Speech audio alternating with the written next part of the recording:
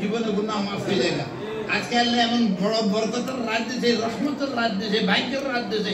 ভাগ্য প্রক্রিয়া ও বরকতময় লাইলাতুল বারাত উপলক্ষে বিশ্ব সুন্নি আন্দোলন, বিশ্ব ইনসানিয়াত বিপ্লব চট্টগ্রাম জেলা শাখা এর উদ্যোগে শুক্রবার রাতে আগ্রাবাদ হাজীপাড়ার রহমানিয়া দরবারে সালাতুন সালাম মাহফিল অনুষ্ঠিত হয়েছে।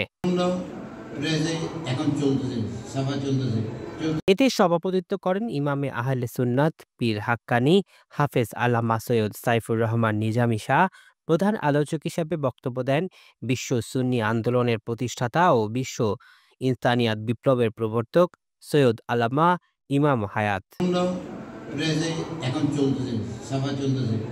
এই সময় সম্মেলনে প্রধান আলোচকের বক্তব্য বলেন, শবে বরাত সংক্রান্ত সরাসরি সূরা বা সূরা দোখান শরীফের শুরুতে আল্লাহ তাআলার হামিম নাম মোবারকের মাধ্যমে প্রথমে তার সকল রহমতের কেন্দ্রে তার হাবিব সাল্লাল্লাহু আলাইহি ওয়াসাল্লামকে স্মরণ ও তারপর কোরআনুল করিমের স্মরণ করেছেন।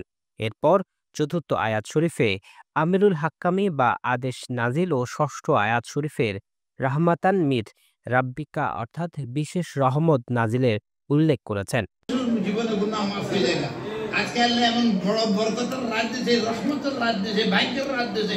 এই রাতের মধ্যে তওবা করলে মাফ হইব না? নিশ্চয়ই হবে। দান খায়রাত করেন, গরিব দুঃখী দিকে সাহায্য করুন, রোগীদের সাহায্য করুন।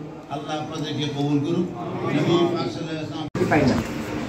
এই যে আমি সফর করতেছি, ওকে চলে যাচ্ছে, আমার খুব অস্থিরতা।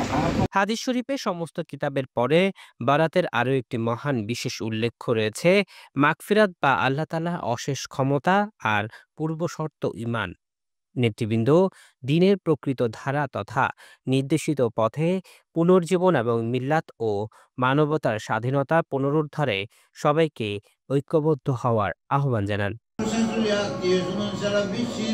নিউজ ডেস্ক, দৈনিক আজাদী।